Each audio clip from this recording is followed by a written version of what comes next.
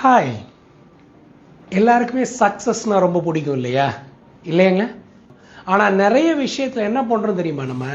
நம்ம we just hold on of our past successes. இப்போ பாருங்க, என்னோட ஷெல்ஃபில் என்னோட சக்ஸஸ் அவார்ட்ஸ்லாம் இருக்குது பாருங்க. நான் அச்சீவ் பண்ண சக்ஸஸ் அவார்ட்ஸ்லாம் இருக்குது பாருங்க. இப்போ நான் இதே பார்த்துக்கிட்டு அப்பா பெஸ்ட் அவார்ட்ஸ் வாங்கியிருக்கேன் பாருங்கள். Best business associate award, best sales award, அப்புறம் பெஸ்ட் ட்ரெயினர் அவார்டு, இதெல்லாம் வாங்கியிருக்கேன் பார்த்தீங்களா? நான் இதையே பிடிச்சிட்டு அதிலேயே நான் மிதந்துட்டு இருந்தேன்னு வச்சுக்கோங்க. That is I am living by the past glory. So never live by the past glory.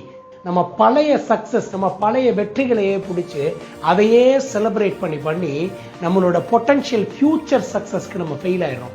உங்களோட பொட்டன்ஷியலை ரீச் பண்ணக்கூடிய அளவுக்கு என்ன பண்ணுவீங்க? உங்கள் லேர்னிங்கை ஸ்டாப் பண்ணுவீங்க, கற்றுக்கிறத ஸ்டாப் பண்ணுவீங்க. உங்களோட பழைய அந்த சக்ஸஸை நினச்சிட்டே என்ன பண்ணுவீங்க?